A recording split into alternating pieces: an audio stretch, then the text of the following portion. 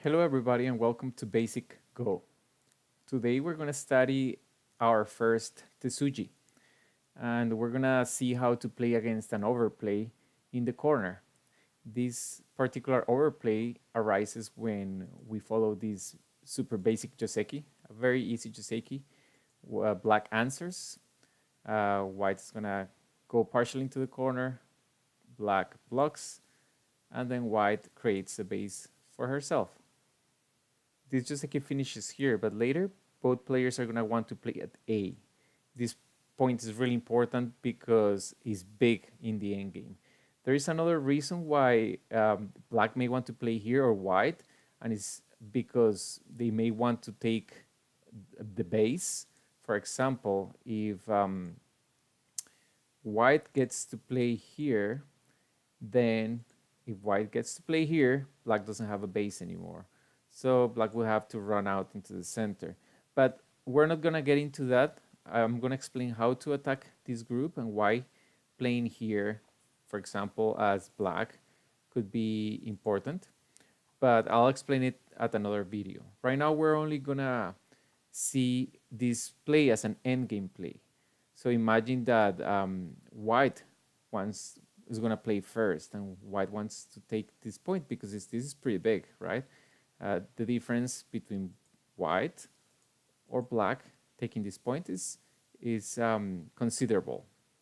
So sometimes this place arises when sometimes double-digit Q players get a little bit greedy and they want to get more and they play here. And this is an overplay. This shouldn't be possible. And I'm going to show you why. So we know the right play is here, but sometimes white plays here. So what you should do, I think the most obvious response would be to play here to try to disconnect these two stones, right? So we do that. And of course, white is going to connect underneath. Otherwise, this would be a loss for white. So white connects underneath. So where to play next?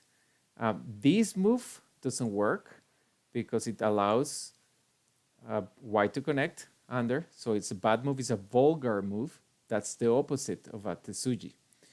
Tesuji is a skillful play or a clever play. And the opposite would be a vulgar move. So this doesn't work.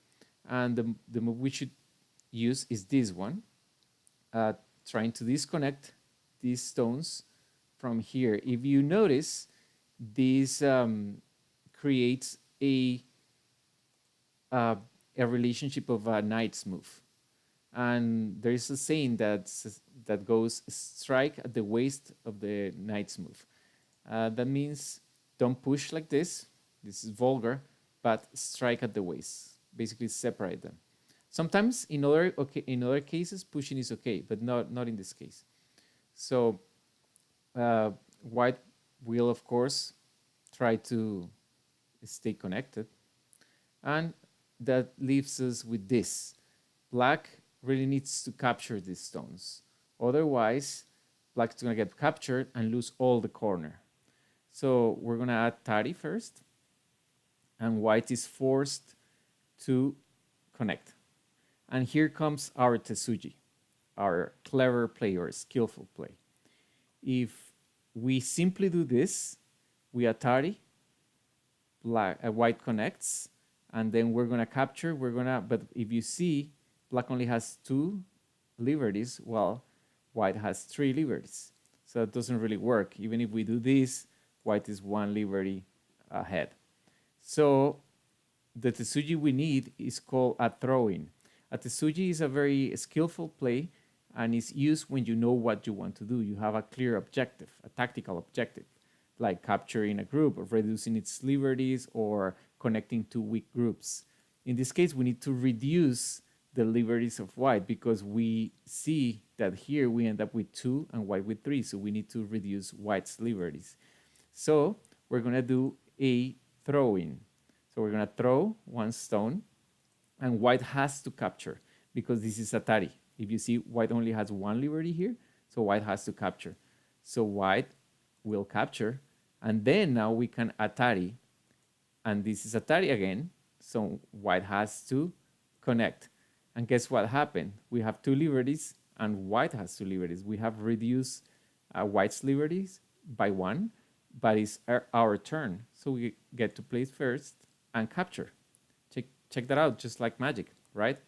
So why did that happen? Because we used the throw in Tesuji here, and in, because of the qualities of the one corner of the corner, white end up having to play in the corner and reducing her liberties.